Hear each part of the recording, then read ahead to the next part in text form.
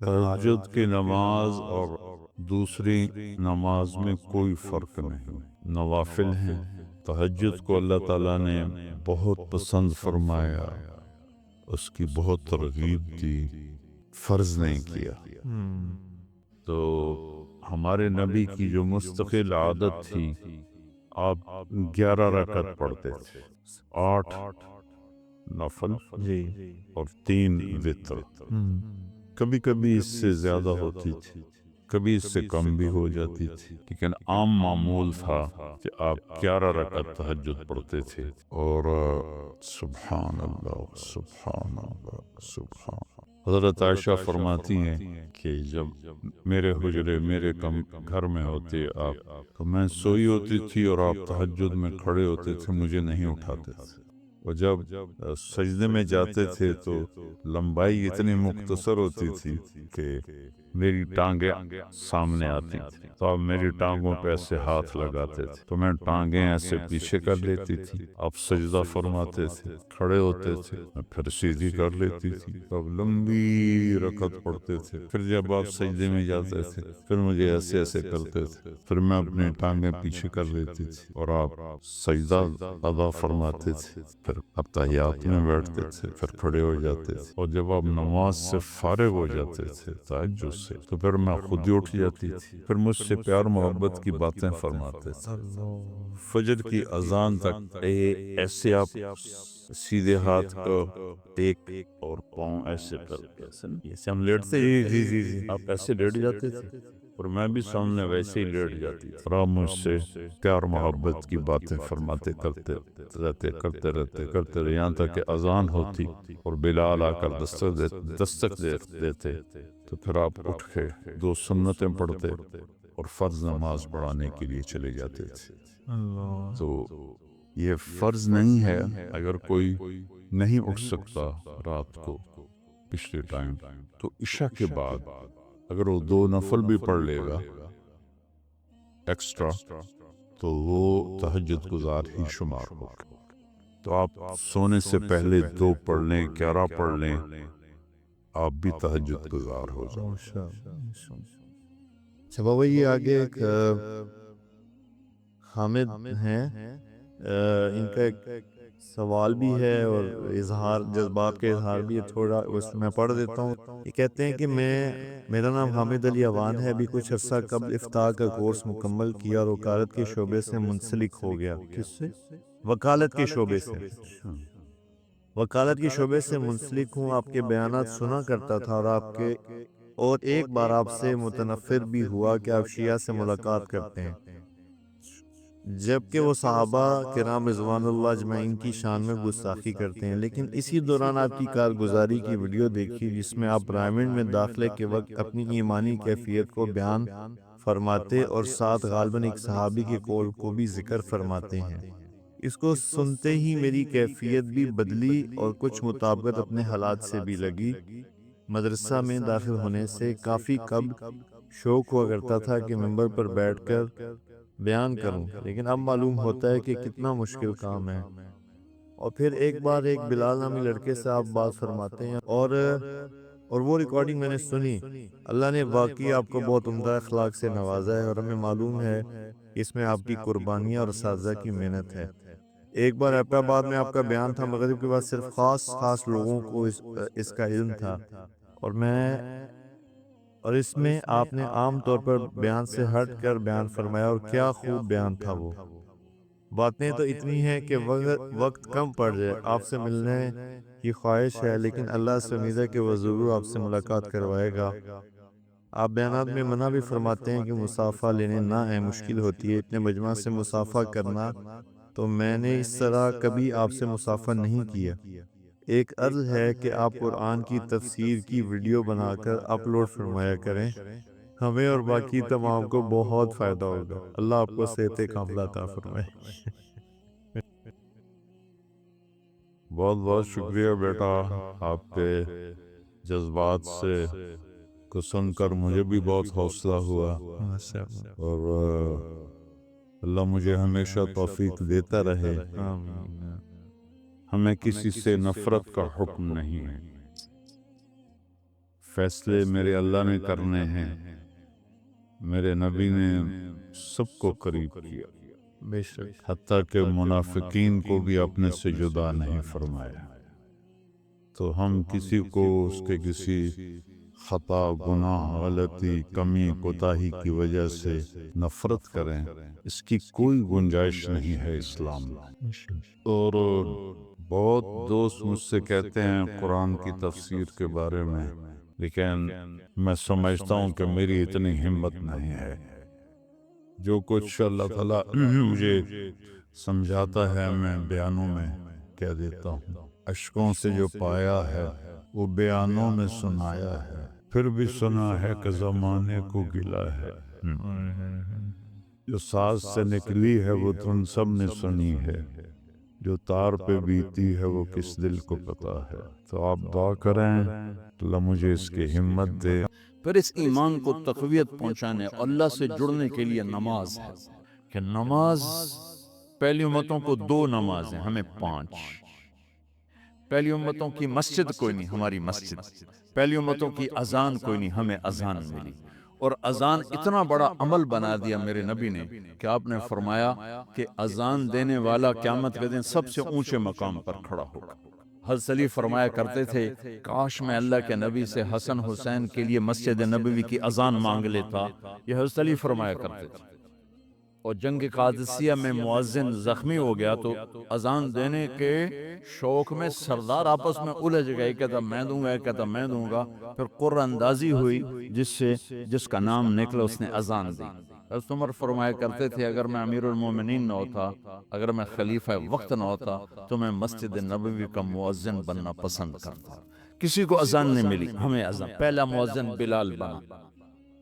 पहले मुअज्जिन अल्लाह ने बिलाल को ये इज्जत अता फरमाई। दुनिया में ये है और आखिरत में ये है कि मेरे नबी ने फरमाया कि जब जन्नत में जाने का वक्त आएगा ना, तो जन्नत की मेरे लिए सवारी लाई जाएगी। मैं उस सवारी पे बैठूंगा तो उसकी जो वो रस्सी होगी ना, वो ऐसे नीचे गिर जाएगी, नीचे गिरेगी। इस रस्सी के यानी उसकी जो लगाम होती है ना, वो नीचे गिरने का मतलब है ये ऐसे नीचे गिर गई। अब नीचे गिरने का मतलब है कि इसकी ड्राइविंग मेरे नबी ने नहीं करनी। कोई आने वाला है, कोई ड्राइवर आने वाला है जो रस्सी पकड़ के चलेगा, कोई कोचबान आने वाला है जो उसको पकड़ के चलेगा। रस्सी का गिरना एक इंडिकेशन है कि कोई नसीब वाला अब आएगा। जब आपकी सवारी खड़ी होगी, रस्सी नीचे है, तो अब सब की गर्दन ऐसे होंगी, कौन, सब क्यास कर रहे, कौन कौन कौन। अल्लाह की तरफ से ऐलान होगा, बिलाल को बुलाया जाए। बिलाल, बिलाल। तो बिलाल आपकी सवारी की लगाम पकड़ेंगे और आपने फरमाया कि सबसे पहले मैं जन्नत में जाऊंगा और बिलाल मेरे साथ होगा, मेरी सवारी की लगाम पकड़े हो जाएगा। तो हमें अजान मिली, किसी उम्मत को अजान नहीं मिली। हमें 5 नमाजें मिली, किसी उम्मत को नमाजें नहीं। 2 नमाजें, एक फजर की 2 रकात, असर की 2 रकात। बाजमात नहीं, उनको अपनी किताब याद नहीं, हमें कुरान याद है। मेरे मदरसे में एक बच्चा, अब माशाल्लाह अमेरिका में वो पढ़ा रहा है, उसने 30 दिन में कुरान याद किया। सुबह याद करता था, शाम को तरावी में सुनाता था। मेरे मदरसे का बच्चा सुबह बैठ के मगरिब तक पूरा है सिपारा याद करके और इशा को तरावी में सुना देता था। अल्लाह ने मैं ऐसा कुरान दे दिया कि 1 महीने में भी याद हो जाता है। 3 दिन में भी एक बुजुर्ग ने याद किया, 3 दिन में कुरान याद किया। अल्लाह ने हमें कुरान की दौलत अता फरमाई, पढ़ने के लिए 5 नमाजें अता फरमाई, तहज्जुद की नमाज अता फरमाई, अव्वाबीन की नमाज दी, इशराक की नमाज दी, चाश्त की नमाज दी। नमाज के कितने दरवाजे खोल दिए।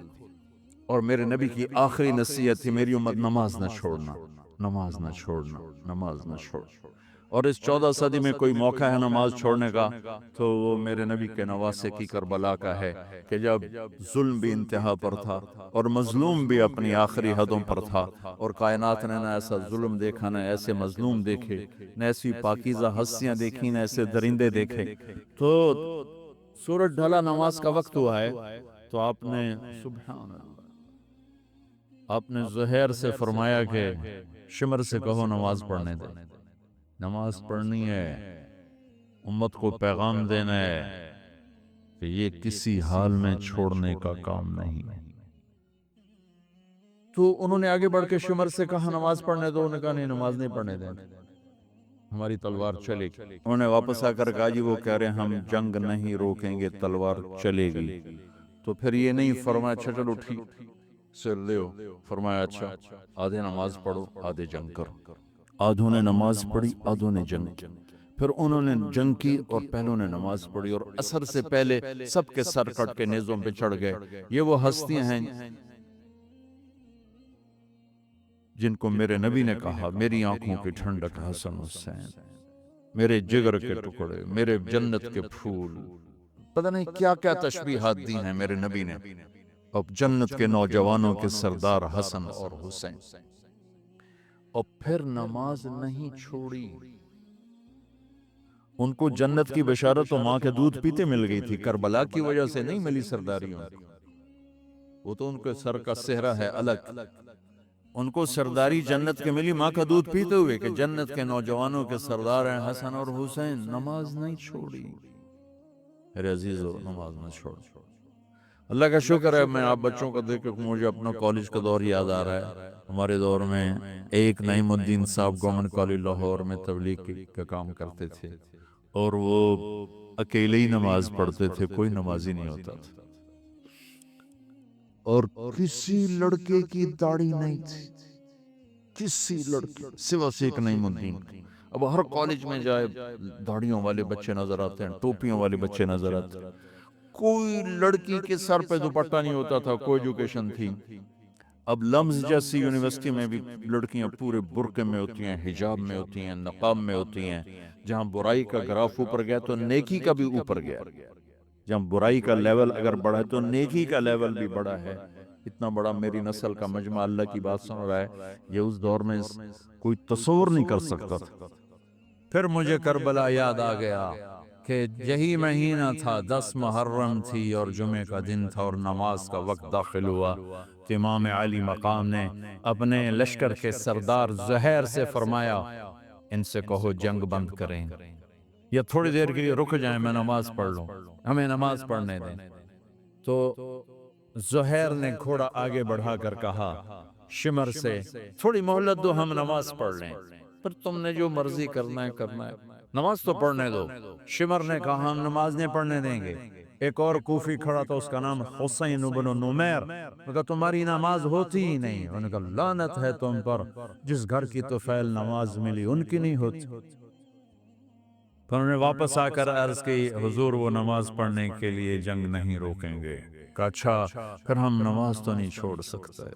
میرے رب کی قسم اگر حسین نماز نہ پڑھتے تو انہیں کوئی فرق نہ پڑتا، لیکن ایک فرق پڑتا کہ پھر پیغام ادھورا جاتا، میسج ادھورا جاتا، اور میسج یہ دینا تھا کہ زیر خنجر بھی یہ پیغام سنایا ہم نے کہ ہم نے تلوار کی دھاروں کے نیچے بھی سر جھکانا ہے، اور ہم نے تڑپتے جسموں کے ساتھ بھی سجدہ کرنا ہے، اور ہم نے زخمی جسموں کے ساتھ بھی اللہ کے سامنے رکوع کرنا ہے، اور ہم نے خون آلود جسموں کے ساتھ بھی رب کے سامنے کھڑے ہو کے آنے والی نسلوں کو پیغام دینا ہے کہ نماز وہ ہے جسے اس وقت میں بھی نہیں چھوڑا جا سکتا، تاکہ کوئی یہ کہہ نہ سکے میں کیسے پڑھتا، میری جاب تھی میں کیسے پڑھتا، میری آنکھ نہیں کھلتی میں کیسے پڑھتا، میری عادت نہیں۔ اللہ کی قسم یہ جنتی نہیں تھے، جنت کے سردار تھے، صرف جنتی نہیں تھے جنت کے سردار تھے، صرف جنتی نہیں جنت کے سردار۔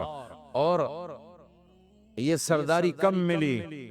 محنت کے بعد نہیں، پہلے ہی ابھی ماں کا دودھ نہیں چھوٹا تھا کہ میرے نبی نے فرمایا حسن حسین جنت کے نوجوانوں کے سردار ہیں، اور ایسا پیار تھا کہ دونوں کو عرب سردار بچہ اٹھانا اپنی ذلت سمجھتے تھے، بچے نہیں اٹھاتے تھے، سب کے سامنے پیار نہیں کرتے تھے، لیکن آپ حسن حسین کو یہاں اٹھاتے، پھر یہاں ہی نہیں اٹھاتے تھے، یہاں کندھوں پہ بٹھاتے، یہاں۔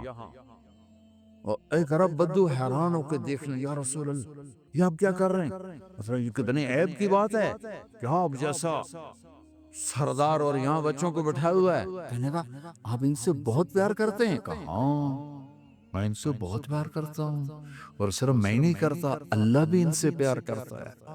اور بتاؤں جو ان سے پیار کریں گے اللہ ان سے بھی پیار کرے گا، جو ان سے محبت کریں گے اللہ ان سے بھی محبت کرے گا، اللہ بھی ان سے محبت کرے گا۔ پھر ہم نے دعا مانگی، یا اللہ جو ان سے پیار کرے تو ان سے پیار کر، جو ان سے بغض رکھے تو ان سے بغض رکھ۔ حضرت حسن سر سے لے کر کمر تک اللہ کے نبی کی 100% کاپی تھی، چہرہ یہ آدھا حصہ اوپر والا نبی کے مشابہ، یہاں سے نیچے پاؤں تک علی کے مشابہ، باپ کے مشابہ۔ حسین اس کا الٹ، سر سے لے کر کمر تک علی کے مشابہ، کمر سے لے کر پاؤں تک اللہ کے نبی کے مشابہ۔ اس مشابہت پر ہمارے نبی کہا کرتے تھے حسن میرا بیٹا ہے، حسین علی کا بیٹا ہے۔ ہائے ہائے، کیا کیا لاڈ لڈائے اور کیا لوگوں نے کر دیا۔ نماز جیسے عظیم عمل میں، نماز جیسے آپ رکوع میں ہوتے تو حسن آ کر نہ پاؤں میں گھس جاتے تھے، یہاں سے نکلتے ادھر، یہاں سے نکلتے یوں، سجدے میں جاتے تو کمر پہ بیٹھ جاتے تھے۔ فرض نماز کا سجدہ، تو ایک دفعہ پہلی دفعہ جب یہ قصہ ہوا تو آپ نے سجدہ لمبا کر دیا، بچے کے اتارا نہیں، اٹھے نہیں، سجدہ لمبا کر دیا۔ پچھلے پریشان ہو گئے کہ اتنا لمبا سجدہ کہیں آپ فوت تو نہیں ہو گئے؟ تو جو پہلی صف میں تھے نا انہوں نے یوں کر کے دیکھا، چکر کی وہ دیکھا تو حسن کمر پہ چڑھے ہوئے، تو قریب ایک آدمی نے آگے ہاتھ بڑھا کے کھینچنا چاہا، تو آپ نے یہاں سے دیکھا ہاتھ آ رہا ہے، تو آپ نے اپنے ہاتھ سے یوں اشارہ، نماز میں یوں اشارہ کیا، میرے بچوں کو نہ چھوڑو۔ جب حسن خود اترے پھر آپ سجدے سے اترو۔ کبھی حسین چڑھ جاتے تھے، کبھی حسن چڑھ، دونوں چڑھتے تھے، یہ اس طرح حسن کے بعد کبھی یہ کبھی وہ، کبھی یہ کبھی وہ۔